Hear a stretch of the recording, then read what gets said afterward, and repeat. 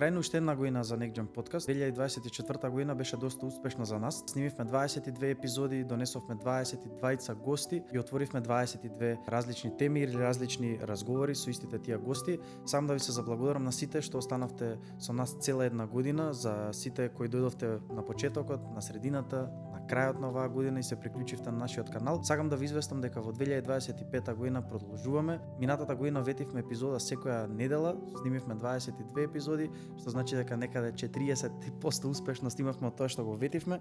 Се надам дека следната година ќе снимиме доста повеќе епизоди, ќе донесеме доста поактуелни, поатрактивни гости и дека ќе го земеме вашето внимание многу повеќе. Сам да кажам дека ги читаме коментарите и дека гледам да се ускладиме на се она што ќе биде као замерка на луѓето кои не гледаат цела една година, година и пол веќе активно снимајки или делумно активно. Во оваа последна епизода за оваа година, 2024, гостин беше Жарко Димовски. Ви благодарам на сите што сте тука со нас и што го правите Next Gen Podcast нешто различно и нешто кое е приказно за себе. Фала. Next Gen Podcast. Како? Next Gen. Next Gen Podcast.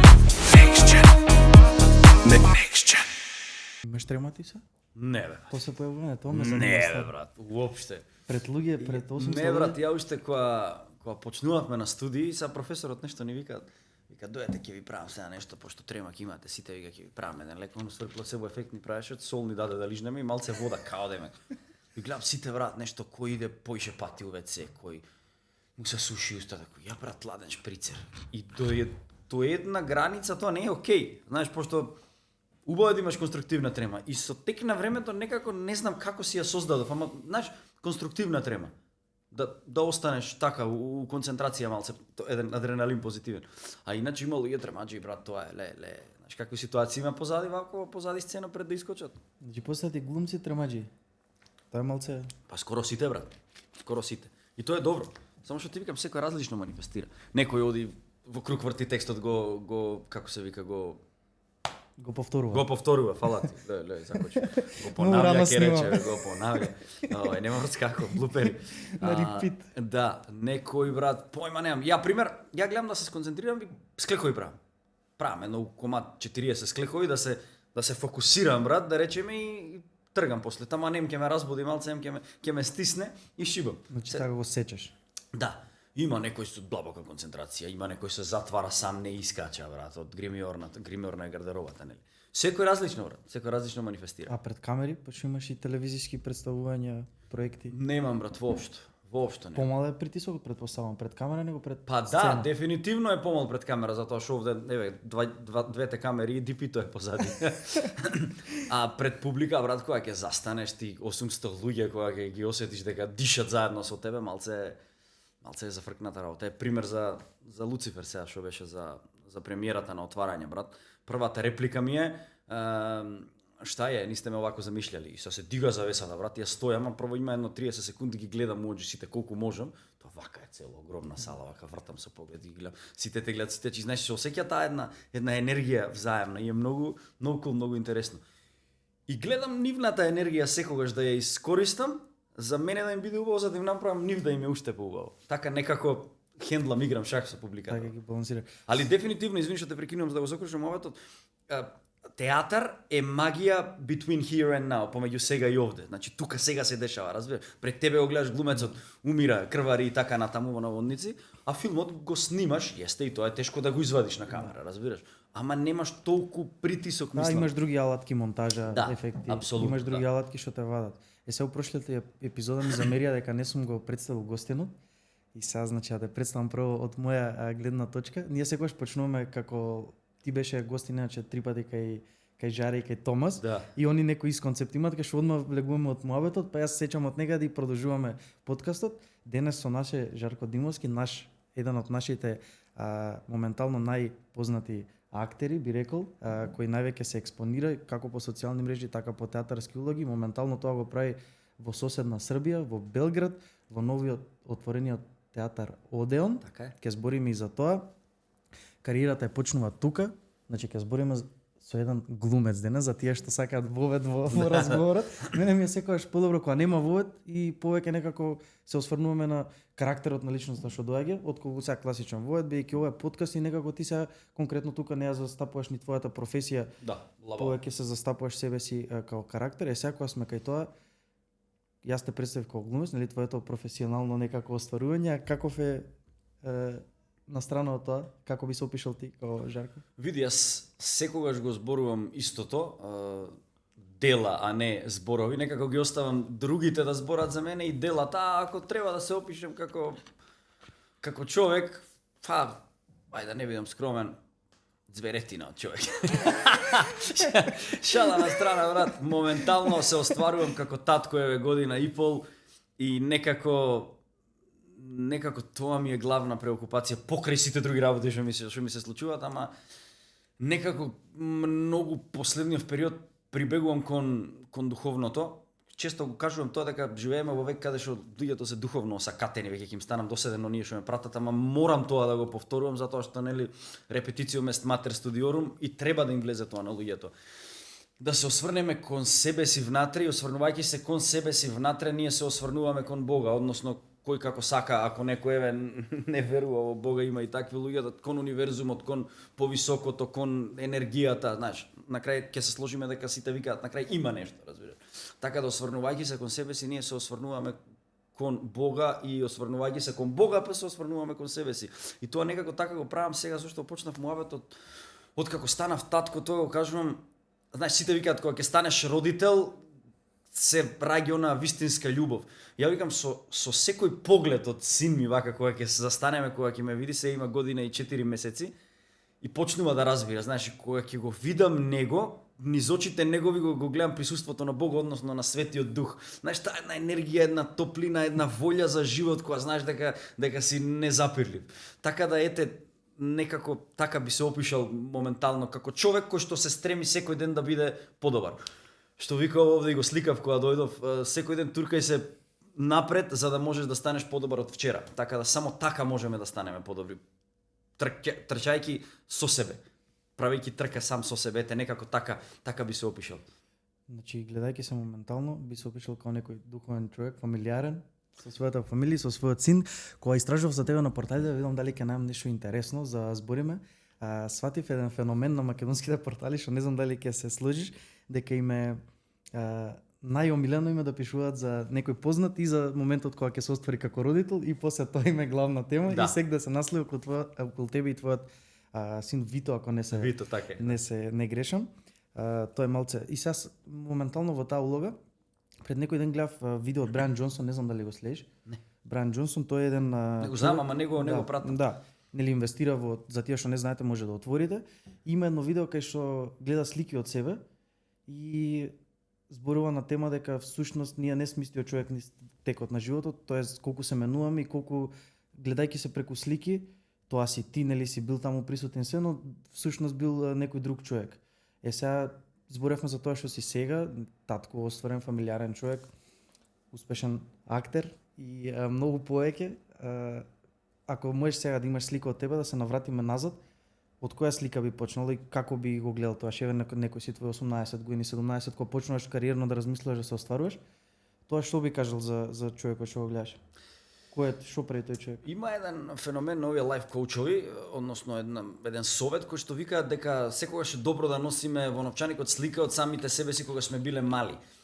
Јас не случајно се бавам со оваа професија и не би бил ништо друго, не можам да се замислам, освен актер, зашто затоа што ние работиме со тоа што го негуваме детето во себе. Не му даваме некако да порасне, а тоа треба да го правиме сите без разлика на овие професии. Така да, еве пак ќе се навратам, имам дете сега, гледам како они се им ја игра истражување, така и ние треба во животот. Затоа тоа значи тој феномен да го задржиме детето во себе. Затоа што некако со текот на годините, како што луѓето растат, да речем, зреат или стареат, некако го забораваат тој феномен на негување на детето во себе и попатно ја губат онаа духовност за која што говорев пред малце.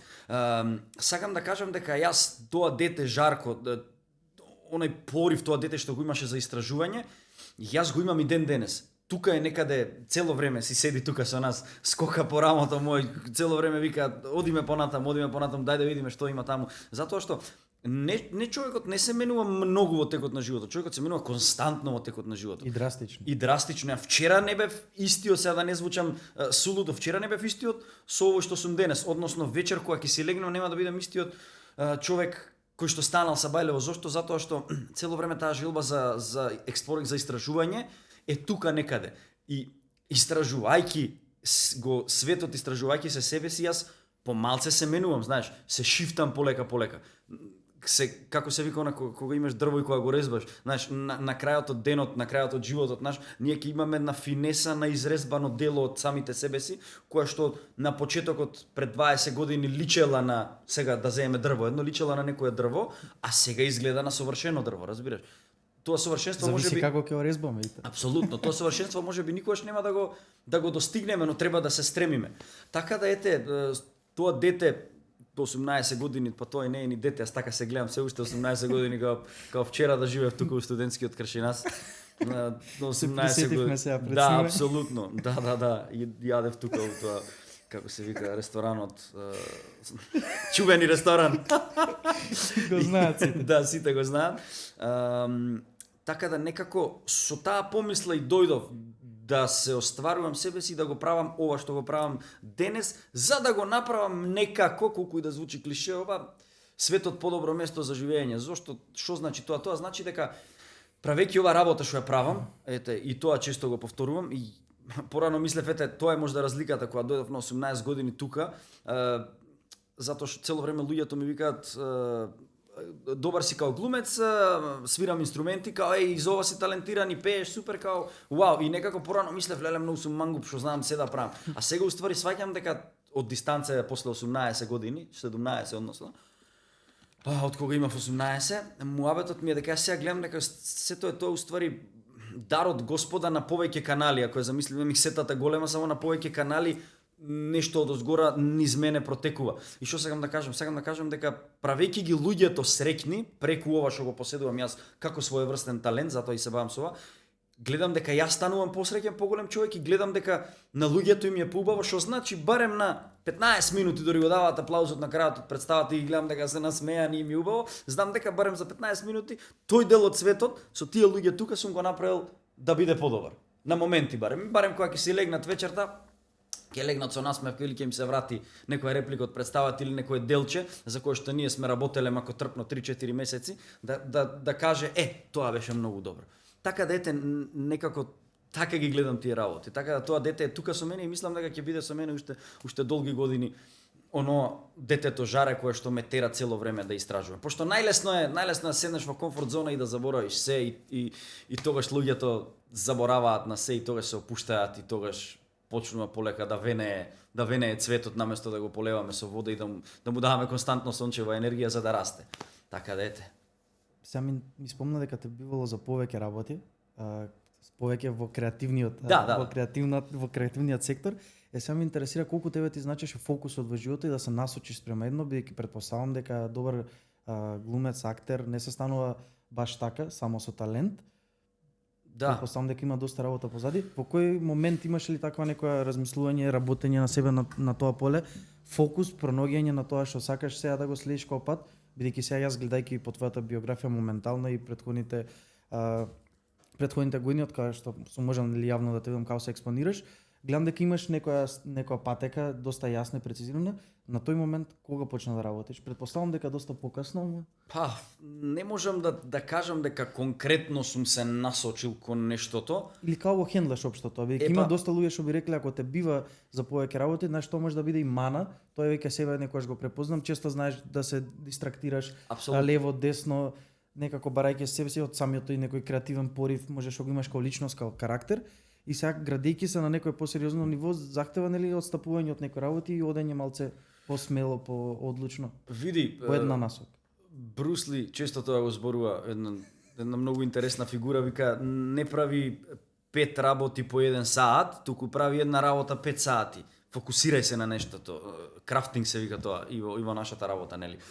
Кај мене, фала Богу, е тоа добро и позитивно, што сите работи се некако од иста гранка, разбираш? Тоа е исто како дланката, раката, односно и сега прстите се само се делат, разбираш? А сите се засебни, а кога ќе стегнеш тупаница, сите се едно. Добро го кажав ова паметно.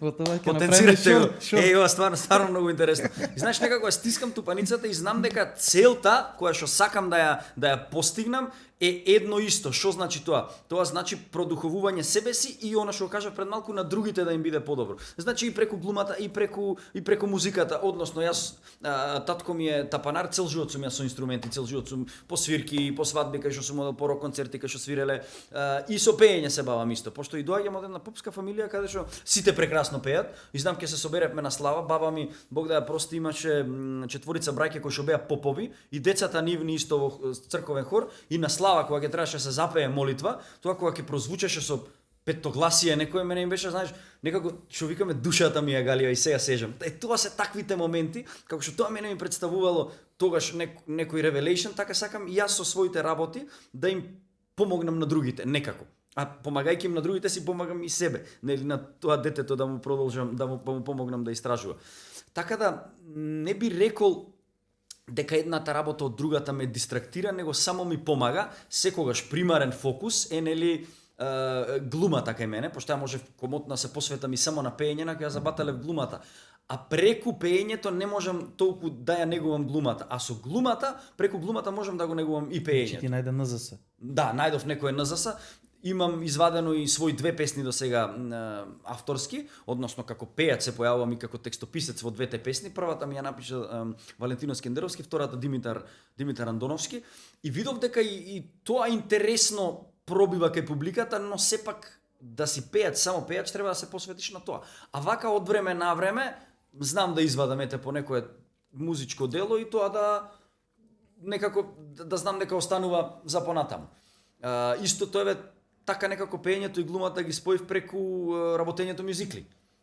Често работам и мюзикли, нели? И нормално секогаш кога имам прилика седнувам на тапани и знам онака да си оставам душата или перкусија или тарабука или нешто. Знаеш, некако битно е да има баланс, ама да знаеш кој е двигателот. Локомотивата кога имаш напред да те влече, вагончињата сам си ги редиш после какви интереси има. Сака мене во случај локомотивата е глумата, нели? Си ги редам вагончињата, имаш пеење, имаш бубање, имаш читање, имаш гостување по емисии, исто ми е хоби. Така да знаеш, некако си ги редиш вагончињата понатаму. Сега гледам баш дека почна и во Белград доста гостување и потаму по телевизиите. Као би ја споредил сега таму сцената, веднаш сега ќе скокнеме таму, па после ќе те навратам некако на почетокот, си скокам уште сме во воедот, па имаме таа слобода ќе се ја земеме. Слободно. Ме интересира сега да ми ја споредиш таму сцената. Тоа е една драстична разлика од тука. Многу некако многу емисии, многу појавување на емисии, многу повеќе доближување на карактери од глумци. Сега некој ќе рече добро, има и будали што се појавуваат од звезди, вакви такви реалитија, таму и тоа е исто голем фактор, но доста има и емисии каде што се појавуваат луѓе од културен живот, од естрен, од било каков и нели малце ги вадат своите карактери повеќе на публиката, што секогаш е добре дојде на кој публиката. Тоа кај нас нешто такво прави баш Снеже, нешто налик на тоа што прави таму, ама за жал е единствена. Сега ме интересира како изгледа тоа во живот таму, ти учествуваш во тоа. Да, ќе ти раскажам, види сега. Како човек што кога заминав таму, тогаш ми заврши мене втората сезона од својата емисија што има Gentleman магазин или на македонската телевизија и некако правев споредби. Што сакам да кажам? Моментално Белград е центарот на случувањата во овој дел од Европа, на Балканот сигурно. За бивша Југославија не ни зборам, значи Белград е еден он е локомотивата, она што го зборам, он е машината и таму се случува се.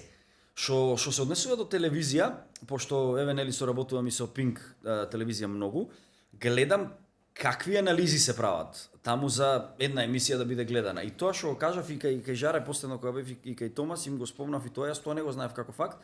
7 секунди е максималното време за еден кадар. После 7 секунди мораш да значи 7 секунди е top of the tops, значи 2-3 секунди, 4, да, 7 секунди го тогаш мораш да менеш кадрот. Затоа што народот е толку навигнат, сите сме цело време на телефони и само скролеш, дисперзија на пажња е, како ти кажам, фокусот ни е искршен на сите нас И тоа мораш да го правиш. Вакви работи како ова со 7 секунди има многу, затоа што за една емисија да функционира, таму работи тим од 20 луѓе. Истото ние го направивме и за представата, кога беше готов производот, негде 5-6 дена пред премиера. Ја снимивме цела представа, што зборам 5-6 дена. На почетокот кога ја почнавме представата да ја работиме, отприлика знаевме како ќе иде, се собравме сите и во студиото во Леонардо, тоа е едно студио на Pink Media Group, Pink Film Studio, пардон, кое што е многу способно студио. Се снимале таму и реклами за Мерцедес, Роналдиньо снимаше, не знам, мислам дека Шакира има снимано некои спотови таму, пошто стварно е Холивуд, со цени европски. И во тоа студио ние снимивме делови од представата. Некако од прилика како би изгледала представата, с пола саат материјал, и тој материјал се пушта на агенција која што таму постои, овде ние немаме, на луѓе од различни бранши со различни приоритети во животот и различни критериуми и вкусови, кои што си имаат едно апаратче за кликање. И они сега гледаат представата и цело време кај што им паѓа пажњата, они се кликаат, разбираш? И после тоа се носи на анализа и ни го пуштаат нас како готов производ, како табела да речем, резултати од крв, ајде. Дечки, производот ваш е тој и тој, генерално поминува со тој процент, не поминува на тие и тие делови, не поминува кај таа и таа публика. Разбираш? Тие работи ако ги видов дека функционираат така, знаеш, и ти после просто знаеш на кој таргет публика да го насочиш маркетингот за тој производ што го нудиш. Разбираш, си викам кога ние би работеле вака, тогаш ти не можеш да не погодиш центар, разбираш, нема промашај. Не одиш ти на случајност, ајде дали ќе им се свиѓа или нема да им се свиѓа. Така да работат не оставаат на случајности. Таа индустрија е многу развиена. И телевизиската и шоу бизнисот генерално, значи шоу бизнисот цел и количината на материјал што се снима таму. Значи, ја пример, кога отидов пред 2,5 години, ми се чини, односно години си таму или збориш од првиот ангажман таму? Да, од првиот ангажман кога отидов, после, значи пред 2 години ајде да кажеме, од кога пред 2,5 подо, пред 2 почнав да снимам серијата во рок од една година, снимачка година, тоа значи на 2 пати по 4 месеци снимање, па другото е пауза, значи за 8 активни месеци снимање. Јас снимив, бев во каст листата 5, значи имаш подреден број подглавно се наредени, значи не сум ни во првите, а има 250 ликови, значи во поголемите ликови. Во тие 8 месеци ја имав дневно, односно неделно, се снима 5 дена, а имав по 3 до 4 дена снимање, снимив преку 250 епизоди за таа една сапуница што беше таму. За 8 месеци. За 8 месеци. Тоа само ти кажам која хиперпродукција е. Таму се снимаше 2,1. 2,1 значи 2 епизоди плюс делче од третата, почнувавме за еден снимачки ден. Колку се снимаме, разбираш? Се снима со 4 камери, се снима на 4 локации, имаш многу екипи и се штанца, брат, само се работи. Тоа овде немаше да ми се деси никогаш. Во смисла, на никој не му се дешава затоа што немаме таква продукција. Тука јас пред да заминам во Белград, активно бев, значи оваа година се 2025-та здравје, ќе правам 15 години од првата своја представа, професионална. Што значи тоа? Тоа значи дека кога завршив прва година на факултет, почнав да играм во професионални представи. Значи не бев завршен глумец, ама глумев во професионални представи. Така ќе ја рачунам 15 години кариерата, да се разбереме со нагледачите да не им биде јасно. А како завршен глумец ќе ми биде 12. И сега да кажам дека во тие значи 13 години да речеме овде како што сум работел, ако имам снимено па не знам, снимачки сати, ајде ќе ги зборам, па не знам 10 снимачки сати дали имаме, разбираш? Пошто просто не се снима. Зборам за серии и за филмови. Не се работи многу. За разлика ти викам, ваму е хиперпродукција. Јесте квантитетот раѓа квалитет, таму се снимаат и шундови се снимаат и стварно добри серии, ама се работи. Не сваќаш? Знаеш, одиш и билдаш искуство. А моментот со јазикот како ти легна, баш сега пак ќе ја спомнам, Снежа, спомнам се емисијата и прошлата. Како ти легна моментот со јазикот? Бидејќи доста кај нас е таа некоја тема се повлекува тука, некој која зборува, некој наш која зборува српски. Дајте ми 2 топака сладоледа. Види, јас српско-хрватскиот го зборувам, јас сум и хрватски државјанин иначе, мајка ми од Хрватска, јас голем дел од својот живот го имам поминато во Хрватска. Базата е иста, јас го зборувам јазикот многу добро.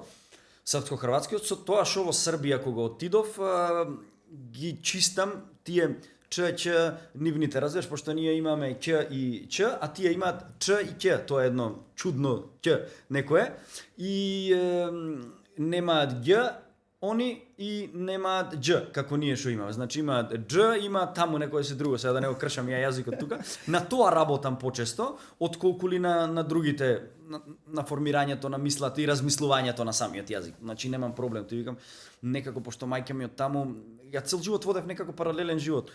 Од септември крај, некако секогаш школската година ја почнав покасно, затоа што останував во Хрватска, од крај на септември до крај на мај, средина на мај бев тука, од средина на мај до средина на септември Хрватска. Значи некако Си имал таа позадина. Да, и паралелен живот некако терав, друштво таму, друштво овде, разбираш, девојки таму, девојки овде, глупости таму, глупости, се различно, а уствари исто, ама паралелно некако. И тоа ми беше добро за споредба и добро за растење и развивање како човек. Затоа што градот за кој што зборам во Хрватска е Ровин, тоа е еден медитерански град, фантастичен град, скрос различно, а другиот град за кој што зборам пред да дојам овде е Прилеп.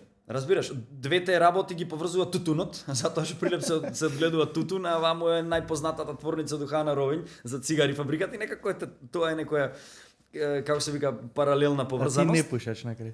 Ја не пушеш, да. Имав некои такви глупости као студент, као средношколец, ама некако не сум човек за тоа. Али од секогаш глумев мангуп со цигарата, знаеш, онака као ајде да позираме малце. Да, и сега тоа го користам како се вика во својата професија.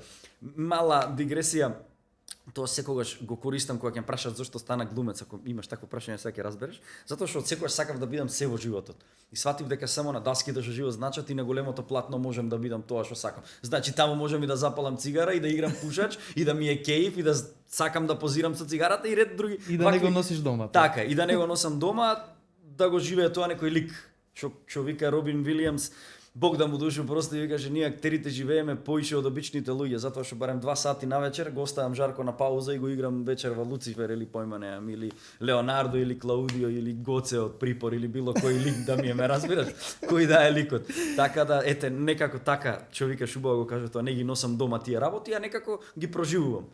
И сега така потикнат од претходниот коментар што го спомнав кој отварав емисија за представување на гостинот, нели да се опфатат сите теми, но со карактери со човека од тебе реално е невозможно. Сега спомна книги, читање, ти имаш напишано и твоја книга, стихозбирка, ако не се лажам, појавување на телевизија, представи, работа на себе и од тој сектор имаш доста фатено. Значи невозможно да се направи едно конструирано интервју, значи највеќе ќе треба вака да се вади од спонтан разговор. Да. Мислам дека најдобра стратегија е сега кога си постави ти едно прашање што сега ќе го отворев, а може да влеземе во таа тема веќе, зошто си сакал да постанеш актер, може да влеземе малци во професијата која представуваш. Само интересира некој што не е актер, претпоставам дека не ни размислува на таа тема како е животот на актерот и слично, како работи на ликови, како се создава представа, но има и голем дел на ентузијасти, се повеќе во последно време гледам дека луѓето се и кај нас заинтересирани за во театар. Ти ми спомна дека и во Белград иста ситуација, дека има доста голем одзив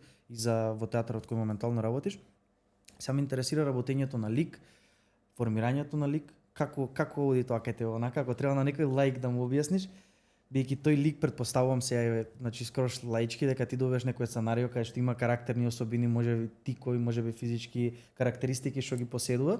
И сега ти треба да работиш, претпоставувам на тоа, треба да влечеш емоција од некаде и ме интересира како оди тој процес, колку тоа ти е познато кај некој лик, колку тоа ти е непознато, па го бараш во нешто друго, како се поставуваш спрема градење на лик за представа, онака баш најлаички. Се претпоставувам дека е тешко прашање. Ќе го објаснам метафорично, затоа што прво ќе пробам така, затоа што метафорите ми се јача страна да свати. Шала на страна, во многу интервјуа често тоа го кажувам. Замисли се дека си еден човек кој што е застанат пред една огромна трновита шума. И треба да влезеш таму. Така сум јас секогаш кога ќе се судрам со ликот нов. Вака го држам сценариото ова, да знаете. Еве. И што кажувам и сега како го објаснувам тоа? Таа трновита шума треба да се испосече, сето тоа да се исчисти, да се изора нивата, да земеш квалитетно семе, да го посееш и полека да му ги дадеш идеалните услови за да никне нов убав плод кој што ќе може публиката после да го конзумира. Од прилика така некако изгледа тоа. Сега, ќе добијам јас да речеме еден лик. Прво го читам сценариот. Гледај, обично до сега, фала му на Господ, некако ми се погодувале ликовите. Што значи ми се погодувале ликовите?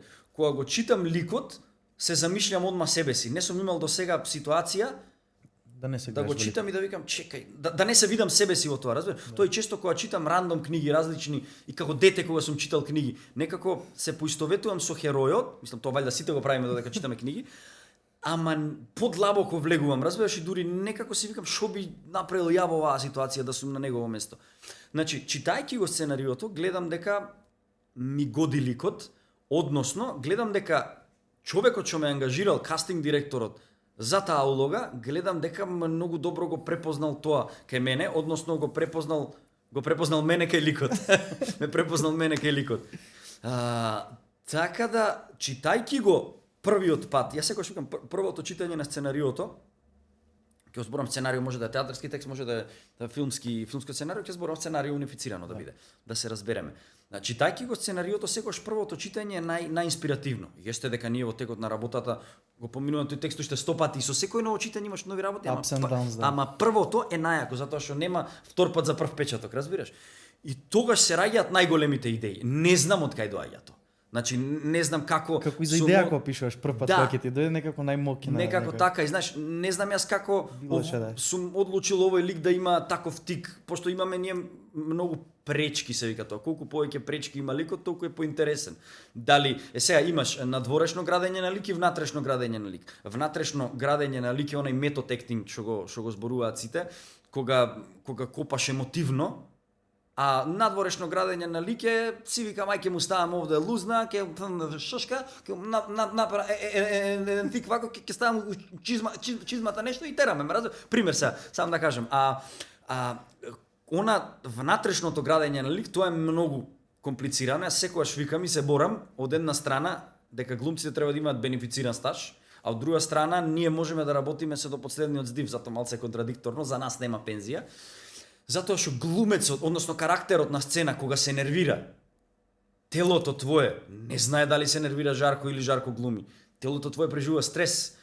И тоа е многу комплицирано, разбираш? Затоа пример да не се лажам, ми се чини дека е Полска, ама има многу земји се почесто го практикуваат тоа. После завршувањето на представата, глумецот 2 до 3 часа не смее да управува со моторно возило. Затоа што ти не си ти кога си гладен. Земи сникерс. Вау. Затоа што пролом вода, да. Сакам да кажам, многу е комплицирано. Сум имал потешки драми кога сум ги глумел. После завршувањето на представата, јас брат седам затворено гримиорна по пола сат. Не сакам никој да гледам, разбираш? Сум внатре у тоа целото. Уште сум под импресија. Уште размислуваш ти како ликот, брат. Многу е комплицирано за објаснување, сулудо е од една страна. И луѓето тоа не можат да го сватат, разбираш? За разлика некогаш кога играш лесна комедија, кога влагаш у ликот, кога правиш комедија, фасцинантно е колку размислуваш како тој лик. Сега имам еден лик у втората представа што извадовме, Погледом свој анџеле, играм еден бизнисмен од Косово. И кога ја влезам у тој лигот малце бавим, знаеш како размислувам како лигот и правам фори што ја приватно не би се сетил да ги направам, разбираш? Се уштекуваш на друга фреквенција и така функционираш. И затоа никогаш не би престанал да се бавам со оваа професија. Затоа што си ги чистиме некако демоните од внатре со таа работа. Сега, да се навратам на креирањето на ликови. Од прилика, кога го правиш од надвор, ти кажав како си земаш, можам да речем, ете некојаш од надворешно правење на лик, гледам, анализирам некој тип што е интересен, разбираш? И му правам копи-пейст. Го ставам, му го позајмувам своето тело, тиковите од тој лик му ги ставам на мојот лик и се деша да рестис хистори, да. А кога треба психолошки да се навлезе на ликот, тоа ти викам, тоа е од разни истражувања. Мораш да копаш се по себе внатре, мораш да си копаш во темното, разбираш, па тоа ти прави после неубаво од тебе, па тоа се одразува после на тебе, па мораш да имаш метод на чистење после, како ти после тоа да се одмориш, разбираш.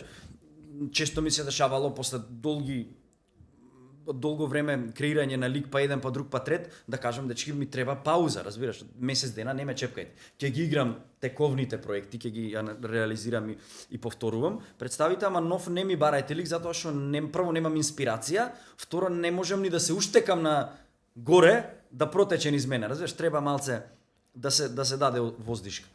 Така да, ете, чудни се тие патишта. Не можам да ти кажем пластичен рецепт вака и вака, него ете од прилика ти наговестувам. Значи доста прашања што би ги поставил ми ги одговори со самото тоа што го збореше, ме интересираше тој момент и кога ќе навлезеш во лик, нели ги собираш и неговите трауми, ако збориме сега пак и зашто збориме, и ако се задржиме на некоја драма, на некоја доста потешка тема, претпоставам дека таа повеќе те Извини, исцрпува. морам да те прекинам, ми дојде инспирација. Ако си бил провод и си се направил лом, земи пролом вода, да те врати. Повелете, уживајте. Извини, морам да те прекинам. Као што гледам ми дојде. Избегав.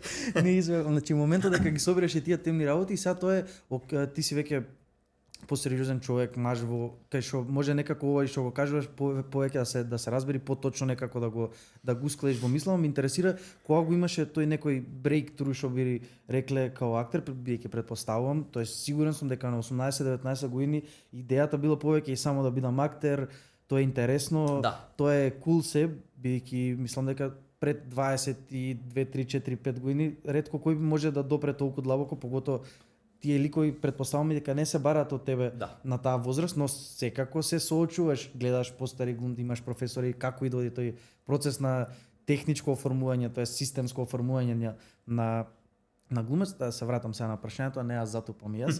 Значи, која беше некој breakthrough кај тебе, дали би можел да издвоиш некој момент, онака као, знаеш, да се пробиеш сам себе си, што се вика. Не знам што точно. Мислиш дека е многу скалирано тоа некако? Полека некако тоа надоградува. Знаеш, имаме представи што ги играме, да речеме, Вардарски пастови тука у комедија, пошто мене ми е матична куќа комедија се уште. Вардарски пастови представа која што се игра скоро 9 години, ако не се лажам. Представата е иста од една страна, а е тотално различна. Јас пред 9 години кога го правев ликот на Жица, сте гледале представата? Да. Кога го правев ликот на Жица, значи тоа се малци кои што се навијачи на Вардар и тоа е тоа. Тогаш гледав со едни очи, го играв некако. Сега последно игравме пред 2 месеци, сватив дека скроз поинаку го доживувам ликот, знаеш, по психолошки позрело ги гледам работите. Така да некако полека тоа ескалира, знаеш. Тие цело време се гледам себе си како на некои скали кај што си трчам нагоре и со секое ново скалило искачено, знаеш, некако си влезен во репетиција и знаеш дека треба, одиш по скалите нагоре. Ама кога ќе се свртиш во еден момент надоле гледаш, колку време поминале и секоја скала си одреден лик напишан, што ми се метафориве, дечко, искинав, човече. Ќе направиме на метафори каунтер да на подкаст. Ќе прегори, немој. На секоја метафора да клика. Па да, како што другиот подкаст има, знаеш, пари како им стигаат, со спонзори ние вака. Сам да кажам, знаеш, некако така гледам, цело време има некој прогрес, фала му на Господ за тоа што е така, разбираш? И не можам да кажам конкретно со тој лик ми се деси тоа и тоа. Од една страна сум многу благодарен на Господ за јас како што почнав да работам, кога ја завршив прва година, значи со представата Троил Кресида, буквално немам застанато, дури и короната која беше, не направивме ние некоја поголема пауза. Значи цело време сум во прогрес. Сега во Белград, Луцифер ми беше мене 51 премиера. 51 премиера за толку кратко време е многу голема бројка. Тоа кажува дека кога ќе ги поделиш бројките, короната ќе исклучам од тоа, се случувало да работам и по 5 представи годишно, што е премногу, ме разбираш. 2 представи, една представа е окей. Плюс другите проекти што ги кажа, стварно се гледа дека во овие години немам застанато со работа. И затоа не можам да направам некоја таква ретроспектива и да ти кажам тогаш и тогаш ми се деси. Разбираш? Да речеме за одредени ликови сум бил и наградуван. Ама тоа не значи дека другите ликови не биле добри, овој бил подобар, него просто на тој фестивал кај што отишла таа представа, тоа жири што ја гледало, таа креација рекло дека ова треба да се награди, ме разбираш? Така да не знам да ти кажам, можам да ти кажам омилени или послабо омилени ликови, ама кога точно тој breakthrough се случил, не знам. Секако дека се случува, памти го прашањето, секако дека се случува breakthrough кога заминувам во Белград да играм представата Црни лептир на Теразија, таму имаше кастинг, се пријавив на кастингот, појдов, направив улога која што стварно остана запазена и за само 2 месеци после премиерата мене ми даваат таму национална награда за посебен придонес во театарот за 2022 година. Како да ти кажам, овде не ми се случило тоа 10 години, да дојде некој од министерството и да рече си придонесол со 10 години, таму за 2 месеци ми викаат брат, гледај шо повели признание, разбираш? Така и во друга држава не играш на мајчин јазик, не размислуваш на тој јазик и правиш лик кој што ги засенува сите малтене во тој момент, пошто стварно се деси експанзија тогаш. Што вика дојде екзотиката од Македонија, така не доживуваат, на? Дојде екзотиката од Македонија, ни ги стопли даските што живот значат. Ето еден вид на брейктру е тоа, сигурно, одењето во Белград, разбираш? Друг брейктру во кариерата ми беше кога потпишав договор со една од поголемите агенции, тоа е руска агенција која што ме застапува во светот за агенти, ме разбираш, не знам како се вика, маркетинг агенција. И тоа беше големо брейктру за мене. И ги гледам сега работите, никош не сакам да се споредувам, поготово не со тие што се позади мене, секогаш се споредувам со тие што се пред мене. И некако од дете, сите кои ќе ме видат мене, сите викаат, што ме знаат, знаеме, од секојаш сакаше да го живееш, од мал, разбираш? Ама ја од мал цело време ми беше некако поголемите глумци, како например Ал Пачино, цело време имам една слика и постер од него, цело време знам дека еден ден ја ќе снимам со него, ако ме дочека додека стигнам таму, разбираш? Ако не со некој таков сличен. И мене во главата big picture ми е таму дека треба некако да се заврши, разбираш? Така да тоа ме води мене, тоа е тој фокус што викаш ти, не дисперзиран фокус. Знам дека таму треба да идам, разбираш? И некако тоа ме движи напред. Сега, во текот на тоа патешествие, јас сум растел, сум се развивал, сум наоѓал и други хобија, сум чачнувал и други теми кои што некако само ги ставам на мене како магнетче некој, разбираш? И тоа станува како топка, и тоа станува се поголемо, и така. И топката снежна станува се поголема за еден момент кога ќе удри таму кај што треба да удри, да се распрска талентот и да направи лом, знаеш, да остави траги секаде. Така да, што беше прашањето, не знам, прилика тука сме. Преска да спомнам дека 50 минути сме во разговорот, што не знам многу пребрз 50 минути. Не знам дали е реално. Кога се на камерите не изгледа. 50 минути снимаме звук. И да сме 40. Интересно ми беше што сега кога го спомна Пасто и ликот што глумиш таму 9 години и интересно сакав да се надоврзам со тоа што го отворивме мојот со видеото од Брайан Џонсон дека всушност не си истиот човек во истиот период од животот и некако се вративме на тоа. Да. Ти гледајќи се од 9 години во истиот лик на истата сцена, дека всушност не е си истиот. Да. Дека си тотално различен, се адаптираш, го знаеш ликот, но си тотално различен. Тоа сега да го спомнам као цела не е метафора. Не, јасно, ама. Ова друга нека. Пример, ликот таму има дете, Жица има дете. Ја тогаш, како ти кажам, немав Д од дете у главата дека треба да имам, ме разбираш? А сега сум реализиран родител и малце репликите што ги кажувам таму малце имаат тежина поинаква, разбираш? Тогаш сум барал да најдам како е Ете, ова може ќе ни помогне за оној одговор за креирањето на ликови. Тогаш сум замислувал како е да бидеш родител и да го кажеш тоа, а сега екшели сум родител. Еден систем кој што го изучував ме примија на академија во Њујорк, кога беше пред да биде короната и требаше да одам на постдипломски кај Вилијам Еспер. Вилијам Еспер му е еден од студентите на Мајснер, а Мајснер, ова се имиња кои што ако сакаат нека ги изгуглаат, Мајснер му е студент на Ли Страсберг. Ли Страсберг е човекот кој што го има актинг студио во Њујорк, кај што завршиле Марлон Брандо, Ал Пачино, Мерил Стрип и така натаму големи имиња. Ја требаше да бидам на таа академија и ми даде и стипендија. Главната реплика на Мајснер кога влегуваш во факултетот за тоа како се станува глумец и често тоа го повторувам пред некои представи, вика вака: living truthfully under imaginary circumstances. Да живееш вистински под замислени околности. Така да тоа е, тогаш сум живеел замислено под одредени околности, а сега барем за родителството знам, разбираш? И така како што јас го товарам магарето што викаше мојот професор, колку повеќе имаш багаж на себе, толку е поверодостоен ликот. Колку повеќе животно искуство имам, толку полесно можам да ги донесам ликовите. Што значи тоа? Тоа значи дека проживеани ситуации, колку и да се гадни, колку и да се темни и не сакаш да се навраќаш, влегувајќи таму и вадејќи го тоа, ти се наоѓаат во тоа. Верувајќи си ти на себе и публиката ќе ти верува тебе многу повеќе, разбираш? И тоа се тие некои работи.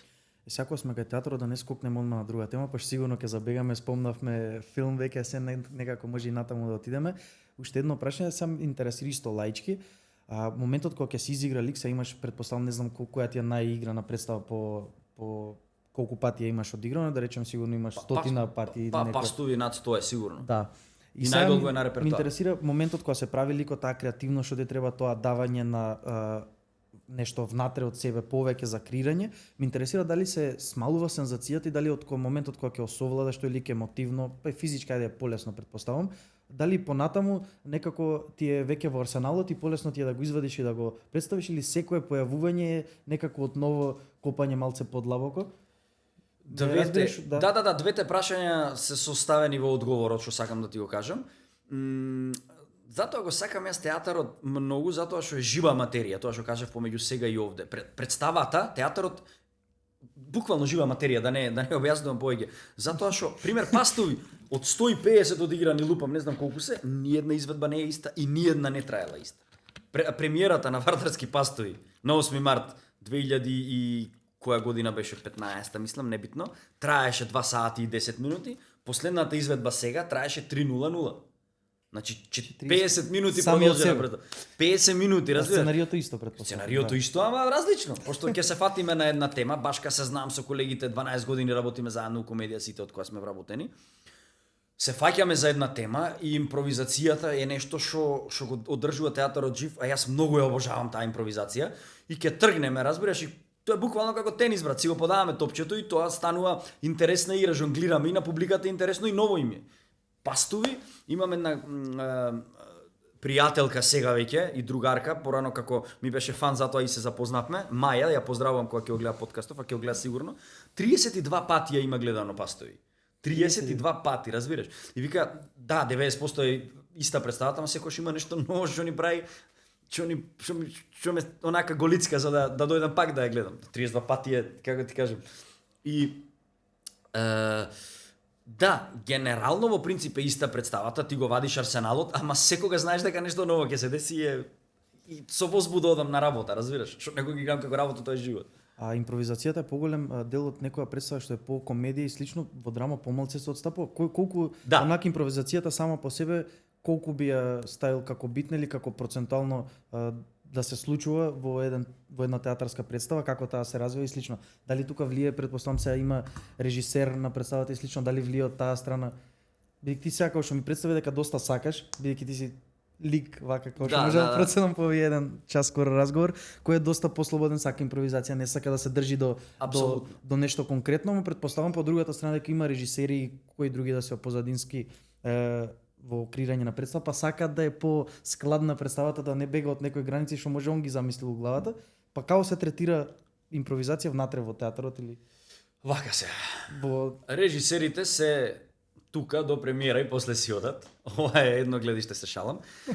Во комедијата, почесто се импровизира во комедија, поготово таков поотворен тип на сценарио на комедија. Имаш импров групи, кај нас има една, а во Америка имаш милиарда. И тоа е многу интересно. Не знам дали сте биле на настапиве кај нас на импров група, што ги прават дечките. Не.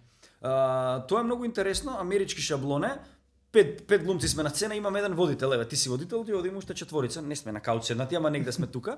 И сега водителот вика, со публиката има интеракција, вика дечки, сега на овие луѓе ќе им дадеме задача што ќе измислите вие. И сега, ако нема инспирација публиката, ти понудуваш нешто. И сега некој, ајде вика, кажете кај да се наоѓа, а ти некој ќе викне таму у пештера. Добро, друг ќе викне, ама нека се цигани. Цигани педери нека се вика. Да ги фатиме сите се расистички овие термини за да може да не тужат. Друг вика нека јадат живо куче. Ова и занима Мунди да ги поздравиме. Шала на страна, се зависи колку е болна публиката, толку потешка ти е тебе задачата, ме разбираш? И окей, водителот вика, дечки, значи, вие сте у пештера, јадете живо куче, немате јадено 5 месеци, тој го сака овој го сака овој, цигани сте, глувонеми сте, едниот нема рака, и ти прави сценарио и сега ти треба да глумиш и плюс ти вика, надвор има езеро кое што е многу врело, ама ако не влезете у езерото, одавде ќе излезе диносаурус ќе ви изеде. Терајте, вика, зборете. И плюс, вика, Македонија името го смени, а тоа ви е најбитно. И сега ти треба галомиш, брат, разбираш? И почнува. Да, има. Тоа е импров групата. Значи, тоа е отворено сценарио и ти плаќаш карта да одиш да ги малтретираш глумците, да ги видиш како ќе ги исполнат твоите желби. Сега, во представа пример како Пастови, сценариото е тука, ние сме договорени, знаеме дека овие дечки немаат пари, се навијачи за Вардар, стануваат стрипери и на крајот представата играат стриптиз со сите преплети, заплети што се дешаваат во текот на едно, како се вика, на едно време трајање на представата, горе-долу од 2 сати. Сега внатре, унутар тоа, знаеме дека представата има поотворен тип и ние можеме да импровизираме, разбираш? И тоа не е страшно и режисерот знае дека тоа така ќе биде. Има режисери кои што стрикно сакаат да им изгледа представата како што им изгледа, тоа е позатворен тип, математички е пресметано, поготово ако се работи за водвиль, тоа се оние комедии со врати што ги викаме ние, такви комедија имаме доста представи. Тоа е многу совршена и тешка форма за играње на комедија, математички пресметано. Пример во Погледом со Анџеле во Белград во представата, исто е водвиль, имаме преку 240 отворања на врати. Од тие 240, 120 се удирања некого во глава, во не. И ако ти не го направиш тоа на време, тоа е врзано со Онако музика, со ситком светло, момент, да. како ситком. И ако тоа не го направиш математички, отиде представата. Сега ако си ти мангуп, пред да удри вратата, ако знаеш да направиш шала и да ја протнеш своја некоја мини импровизација, тоа е на тебе и тоа е за почит, разбираш. Ама ако не смееш да ја сивеш представата Значи, никако. тоа е некој вид на преизвик и тој формат. Да. Во драми и во трагедии потешко се случуваат импровизации, затоа што просто не стои. Или ако знаеш да направиш импровизација во духот на нештото да биде подобро, не посмешно или потажно, да биде подобро, тогаш да, повели. Али во секој случај импровизацијата е отворена форма и треба знаеш да го правиш. Има глумци што ќе им направиш импровизација, ќе пробат да се надоврзат на тоа и отидовте. Јабана. Да, отидовте јабана и тоа не треба да го прават луѓе што не знаат да го прават. Ти генерално они знаат, и си ќе почитуваат која има, како се вика, кој има импровизација. Како го затиравме Муаветов, веќе камерите сакаат да ни издадат полека, пошто сме ограничени цело време на некој саат и нешто, а вака како го тргнавме, мислам дека тек се загреавме за Сечи добар ти кога Муавет. сакаш сечи, Тек се загреавме. прашање. Сега после сите овие Муавети, после од се помалце загревавме, што мислам дека е окей, ќе имаме сигурно прилика и втор пат да се видиме. Направи 2 дела од подкастот. Да. И ме интересира сега некој прашање онака што е било повеќе одјавно, каде се гледаш еве за 10 години? Тоа често сам да ги послам гостите, вака извадено некој go to message и од тој Муавет што нели како разговараш и сам со себе некако си прави човек Муавет и со гледува работи, каде градејќи оваа верзија сега што ја правиш од себе професионално, каде се градиш, каде се гледаш за некој извесен период, еве нека биде. Види. Да лупаме 10 години. Поривот сам ме води, можда и тоа е еден од одговорите на прашањата преска. Оној порив да ги правам луѓето посреќни преку инспирацијата што ја носам во себе дадена од Бога, пак ќе кажам. Секогаш кога ќе осетам дека апетитот, односно поривот за таа енергија е на поголемо ниво, јас сум номад и продолжувам понатаму, разбираш? Од овде оваа публика, мислам дека зборам за скопската македонската публика, го достигнав максимумот и гледав дека почна да се прелева тој порив и она што го добивам од озгора и сега заминав на поголемо место, разбираш? Сега таму еве се заситувам, окей, супер, е фала му на Господ и мене ми убаво и гледам дека канализацијата од озгора што доаѓа, канализаторот е супер. Се додека не го осетам тој порив за понатаму, не знам кај ќе завршам, разбираш? Се надевам дека за 10 години ќе инфлуенсата, ајде да ја наречам, разбираш? Ќе направам инфлуенса на поголема публика. Затоа се дивам од секогаш на успешни луѓе и од мојата професија пред се и од останатите професии кои ќе речат дека се инфлуенсери во нештото. Затоа што во денешно време инфлуенсерите се скроз друга работа некоја. Во Луцифер имаме една реплика, вика луѓе се умислили да вреде нешто од кога се интернет појавио. Добиу по пар лајкова на друштвени мрежама и умисле да им е Бог ујак инфлуенсери. Разбираш? Така да не на такви инфлуенсери, зборам на сериозна инфлуенса за овој свет да го направим стварно подобро место на живење, да мотивирам со мојава работа и некој друг да го направи тоа, да даде дел од себе за на другите да им биде интересно, да ги мотивира за понатаму во животот. Така дете за 10 години се гледам можда на некој поголемо место. А секогаш се гледам повеќе влијание. Секогаш се гледам таму со Ал Пачино у кадар некаде, па здраве Боже ќе видим. Се надам дека и тоа ќе се деси, па осеќајќи ја твојата енергија вака и in person, претходно ја осетив преку подкастите кај Томас и кај Жаре, поздрав и до нив во моментот. Апсолутно, Не сумнам дека тоа ќе се случи, ти посакувам искрено да се случи. Фала ти многу што дојде, знам дека си на брзање, Белград, Скопје, не испочитува, стварно дојде точно се на време, направивме некако недела снимаме и ние сме малце свичаме со студија и со се. Но тоа е претпоставам се нормално. Прашање, кога ќе оди подкастов? Подкастов ќе оди, денес сме недела за 3 дена. За 3 дена, па еве овде ќе најавам ексклузивна, значи имам една информација за вас.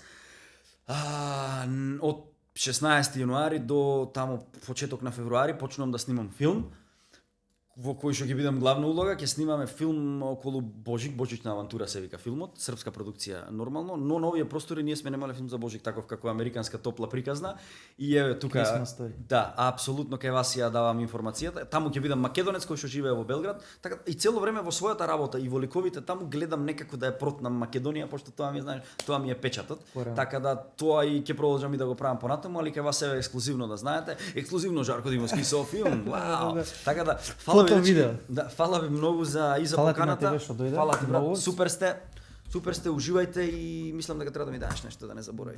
Да, а сега тргнав, па не заборев, добар сум денес. Добре.